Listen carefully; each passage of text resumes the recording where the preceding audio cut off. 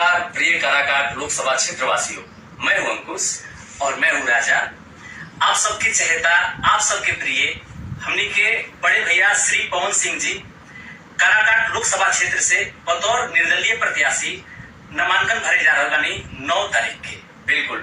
और ये शुभ अवसर में हमने दोनों भाई जा रहे बनी जा डिग्री में। और आप सबसे भी अनुरोध बा कि 9 मई के होके जाए वाला नामांकन महासभा में आप सब भी आए और बढ़ चढ़ के हिस्सा लें और पवन भैया के ढेर सारा प्यार आशीर्वाद दें। जय भोजपुरी, जय काराकाट। हाँ तो विनोद नमस्ते प्रणाम। कैसन बाजे रहे हो सब? उम्मीद बा भाई की सब बढ़िया हो मस्त की। तो विनोद देख रहे हो अपने अंकुश राजा भैया भी आ रहे हैं। हाँ जगदेव अंकुश राजा और बहुत कलाकार ऐसा आज के दिन आ रहा बहुत जा ठीक बा। तो प्यार उस बात ऐसे अपना पवन भैया पर बनने रह जा कि पवन भैया विजय एकदम जीत के जा ठीक बा, विजय बन गए है ना। हाँ आशीर्वाद दे कभी न हो ठीक बा।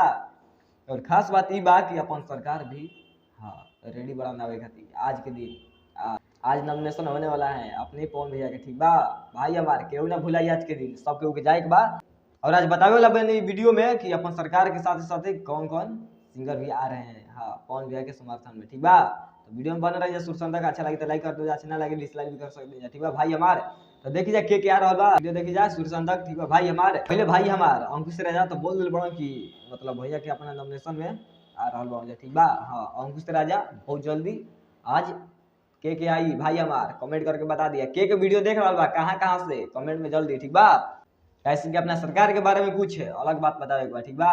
अपन सरकार आवत तो कि ना बताई बन रही सुरसंदा के वीडियो में ठीक बा। अंकुश राजा आ रहा बा जा अंकुश राजा अपन भैया आ रहा बा आज के दिन मतलब बहुत ब्लास्ट होके वाला बड़ी म्यूजिक का हाँ सब के जाई देखे खातिर ठीक बा। अंकुश राजा अरविंद देखेला कलू ठीक बा, याद रखे के बाद अरविंद देखेला कलू अंकुश राजा शिल्पी राज और विजय चौहान भी। हाँ खास ये बात बा कि विजय चौहान और शिल्पी राज दोनों जना बहुत जल्दी आज के दिन आ रहा बा ठीक बा। सब के जाए के जुटे के बा देखे खातिर अंकुश राजा अरविंद देखेला कलू विजय चौहान मतलब शिल्पी राज बहुत अच्छा गायक आ रहा बा आज के दिन ठीक बा भाई हमार। और अनुपमा यादव भी आ रहा बड़ी भैया के नॉमिनेशन में। तो भाई हमारे के जाई के ना जाई हमारा कमेंट करके बता दी और के कहाँ ले बड़ी हुए तभी नहीं जानम कि भैया के फैन कहाँ से देख रहा बड़ा जा ठीक बा। कि अपना सरकार के बिना बाबू रे ना सरकार बन पाई, बिना अपना सरकार के ना बन पाई तो आज सरकार तो मुंड सही नहीं खेला ठीक बा। उम्मीद कम बा कि सरकार अपन आप आज के दिन तो उनको हमारा आशा नहीं कि आप सरकार कैसे हम पूछला नहीं अपन भैया के टीम से तो सरकार आ रहा बवन तना ऐसे कि भैया अपन शूटिंग करे में बेचैन बवन बहुत बहुत टाइम नहीं मिला ठीक बा।